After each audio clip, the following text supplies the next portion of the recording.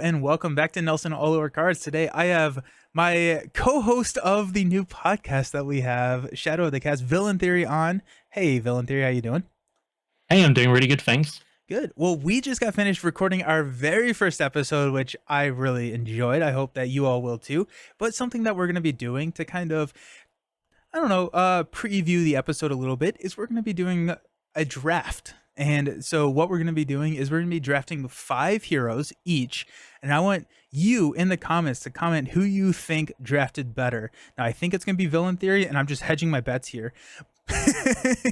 Now I feel arrogant. I was pointing at myself to stir up some competition, and now I feel like a jerk. No. But what I hope to do, and if these videos are something that you all enjoy, is do some of these videos, or a video like this, a draft that releases a little bit before the episode does, that kind of ties into the episode. And so the first episode, I will spoil it a little bit. Maybe we won't spoil too much in the future, but just to kind of give you an idea of what these drafts are going to be, is we talked about the Next Evolution box, we talked about the heroes in the box, and we're going to be drafting the top 5 support heroes in Marvel Champions. So Cable, a lot of people have been talking about how Cable is a really good support hero, so I thought that'd be a fun thing to kind of draft. And now we're just going to go back and forth. Villain's going to start us out on the draft. Hopefully I can use the power of magic editing to throw our draft picks up on the table, but we're just going to talk about it. Draft 5, and then I want you in the comments to tell me that that whoever won. So I see your technique is to get the sympathy, set me up, set yourself up as the underdog. I see. No. Okay, so 5 picks. We'll just go back and forth. No snake style or any of that nonsense. But you start off this one. Next video, I will start off. And so, Villain, who is the #1 overall support hero pick in Marvel Champions? I'm really torn between the fun, interesting, cool pick or what I think is the best pick. And I think I'm just going to have to go ruthless here. And I'm going to say Doctor Strange. Oh, okay. I feel like I had to go for him. He's got, on the basic level, he can give out Tufts like candy. You are safe in his loving arms. He has Tufts to spare, and he can also draw a lot of cards to then play a lot of supports on everyone else. He can get a lot of cards, an absurd amount of cards very quickly. In addition to, status effects, all those things. And he's got those cards in his kit, which aren't talked about like ever, even though it's really unique to him because of his invocation deck. But he's got, I forget what it's called, the attachment he can put on someone else to boost their stats. So, Mystics in general, I feel like are kind of set up for support. And I feel like, Doctor Strange is Doctor Strange. So I'm sorry, Nelson, I had to go there. You had to go there. I appreciate and I respect the pick, even though I think it was a little bit of a cop. And I'm just being mean. Like, I don't know. I've never seen. Apparently, my competitive side is coming out. I've never been this mean to anybody. This is what I wanted. I want competition. Okay, so my first round draft pick, and there are a lot. I think there are a lot of like top tier heroes to go at first. You went Strange, and so I think I'm going to have to take Storm off the table. I think Storm, with her weather deck, being able to boost every character on the table and then switch that over to Blizzard to reduce the damage coming in before the villain phase, I think is really, really, really powerful. Being able to call on those actions, being able to switch the weather at the precise moment, giving everyone stalwart, clearing stuns, confuses. I think she beats out Strange, honestly. But what do you got for #2? I love Storm in terms of really enjoying her. So it's a strong argument. I really wanted Storm. Okay. But I have to answer, in kind. So I've got to go to Cyclops now. Oh, so yes. Cyclops is kind of the other one of the X-Men wave. So, Storm can boost up your attack by 1, but I can put exploit weakness on the villain, and now everyone is doing 1. And that's, not just affecting your basic attack, but it's also affecting everyone's, events they deal and all that kind of good stuff. So in ways, you can hit even harder. I do like Storm, but, I can also practice defense, and I'm putting that on the villain, and the villain's getting like that -1 attack or, but you're not getting it. So Storm can kind of hinder people as well, and you have to carefully move through, and you can manipulate it quite finely. But with Cyclops, you're always safe. And he just has a lot of that kind of thing going on, which I think is really useful. And then he's got his, what's it called, Leader of the X-Men, maybe? Or am I something, the one where he gets to go first every Yeah. time, every Yeah. turn. You can set everything up, or spam Maria Hill, whatever you want to do. So I think Cyclops might have Storm edged out. Oh, I was flip flopping between Cyclops and Storm for my number one pick, but I'm happy to see these first three. I'm really happy with the first three. I'm gonna go for my second pick, Cable. It was the preamble. It had to be, but Cable can bring in any side schemes. We actually talk about this a decent amount, and I think I am more on board that Cable is a better support hero than you are based on the episode. If you want to know more, you can listen to that. But yeah, being able to bring those side schemes, being able to tutor the correct side scheme at any time with his alter ego support professor, being able to pass out those toughs, getting those supports, turn one, having a side scheme on the table, being able to thwart that down. Cable can pass out toys. He can give everyone what they need, and he is really efficient at doing so. So Cable is my number two pick, and I think Cable still stands as a great number two pick, even without the side schemes that we're getting from Angel, Domino, Pool, Psylocke, all of those that are coming with side schemes. He's just going to get better and better. And so people who are watching this 3 months from now, I think Cable is even a better pick than he was today. That's a strong argument, and I feel like I should be talking you down because you come out fighting here. I was not prepared for this. Such a nice guy. You're only too passionate and nice about the game. What's going on? I'm joking, but wow. I'm gonna say it though. I think we've hit the top four. I feel like these would have, if you didn't pick those characters, they were next on my list in that order you went for. So that's very annoying. How dare you? And I'm going to go with something different now. There's a lot of contenders, I feel like, more than I actually thought at first glance. I'm going to go with a Captain Marvel. That was my next pick. Yes, we're doing good here. This is interesting. So I don't think she has like a ton of like support if you look at her attacks, her forwarding in that regard.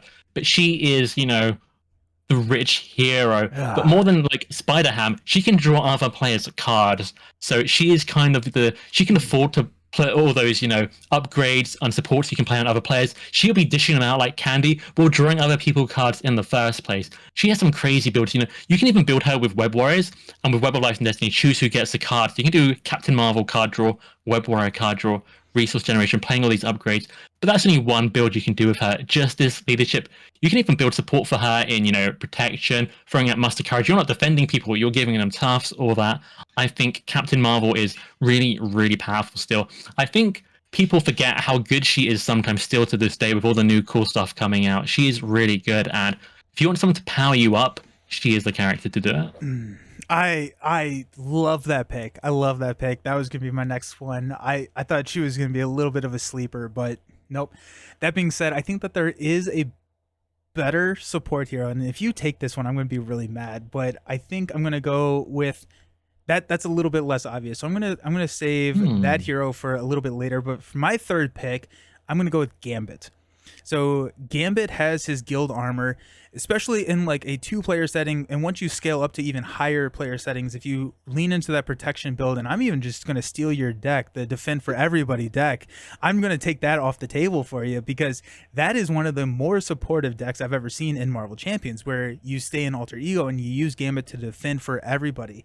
But also he has access to X-Mansion. So if you're running with mutants or X-Men, you can heal those allies or those heroes. You have multiple defense with his guild armor. He has that 3 defense, so he's going to be able to tank a lot. And then also his ability on his alter ego side, where he's able to set that boost card. So if you're running with somebody who cares about that boost card, or if you're running with somebody where you use that as your last action in the phase, you can set that top boost card or the next encounter card that someone that is about to be decking out can draw. So I think Gambit is going to be that number 3rd pick for me for support hero.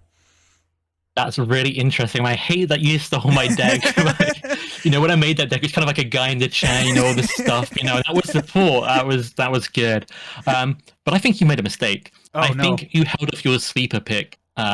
And you maybe should have gone for it, because I don't think Gambit was the next best support hero. I don't think he brings as much as other characters do, even though he's an awesome, really fun hero. So I've got some really interesting choices here, and there's 2 strong, maybe even 3 strong ones I'm really struggling with, and I'm gonna try and blow you out of the water here. I'm gonna go with Black Widow. Okay. Yeah.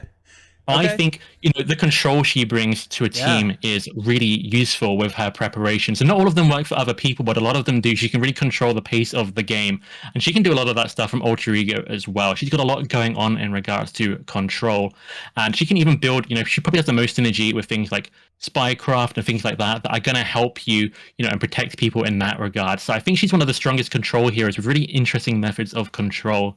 So Mm, if Black Widow's ever on my team, I always feel a little bit safer. yeah. Okay.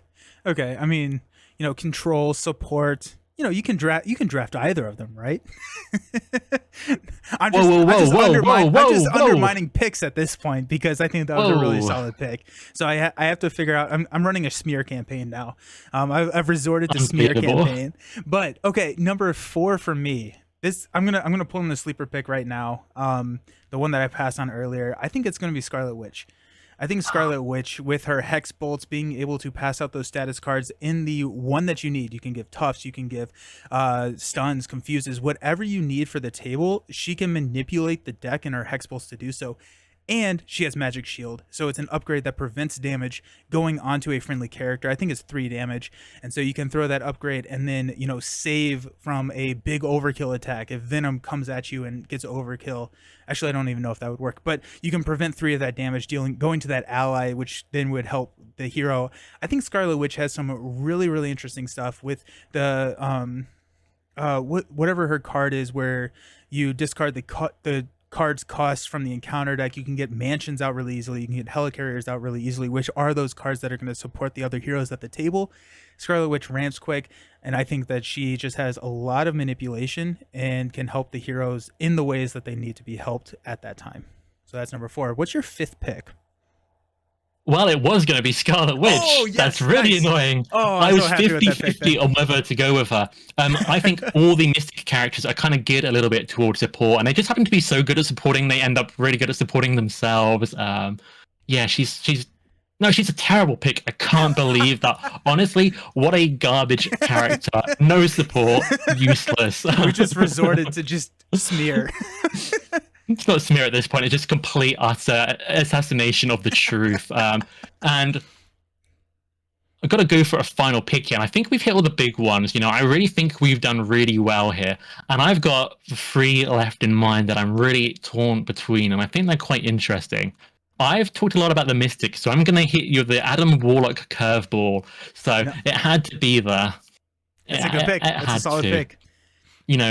First of all, access to every aspect. I think that's really strong. I can bring, if you want, a certain card from an aspect to support your build, I'll just throw 1 extra card in mine and throw it your way. I can help you out with that because, I can take anything I want. But even more than that, we're talking about, side schemes with Cable. Guess who else can take all the side schemes from any aspect to help out? Maybe not as much as Cable. I'd much rather pick Cable. How dare you? Yeah. Adam can do that. But even more than that, remember Doctor Strange with that attachment that can boost stats? He can do that. He can choose a hero if with his battle mage, if he discards a leadership card, gives anyone plus 1 to all their stats. He can heal anyone's ally. He's got all this stuff going on. He's got a signature ally called Pip the Troll, and it's the only ally like this in the game. You can play to another player to protect them, and he doesn't just defend. He boosts stats. He heals allies. He can bring whatever he needs. Probably more stuff I've forgotten. That is just how good Adam Warlock is at support. So even if he's not quite as powerful as some of the characters we've talked about overall, he's bringing that support, and he's going to take good care of you if that's what you want him to do. Yeah, I really like that pick. That's a very solid 5th round pick. I mean that's good. That's good. And I have a lot. I can surrender. Okay. I'm glad to know that that is an option available to me. And I think that there are a lot of good heroes. I think the correct pick, maybe not the correct pick to counter that pick, would be Spider-Woman. With all the kind of the same things that you were saying, where you can bring multiple different aspects. You can bring all of the combat trainings and the heroic intuitions to pass out. You're not limited to 1 per deck, which is another nice thing that Spider-Woman has over Adam. Is that his name? Adam Warlock? His name is Adam Warlock. I don't remember. But also she has pheromones, which is just going to stun, confuse. She has a lot of ways to manipulate. She has a really strong shield deck, which works really, really well in the multiplayer, being able to global logistics and homeland intervention, mess with threats. She can kind of do everything, but she can also bring the tools to pass out all of the upgrades and or supports from different aspects, not limited to one. You don't have to choose one character to pass it out to. You can pass it out to everybody. Spider-Woman is going to round out my pick, and those are our draft picks. So let us know in the comments. I actually may do a poll on YouTube as well, but Ooh, you are competitive. I am competitive, but yeah, so those are the draft picks. Let me know, or let us know down in the comments who you think drafted better, and if there are any picks that we think we completely missed. Thanks for playing along. Check out the first episode of Shadow the Cast, which is going to be on Villain Theory's channel. I will also, once it is published, I will link it down below in the video description. And if you follow me, you'll see it on the community update page. Thanks for hanging out. See you there. Peace. Bye.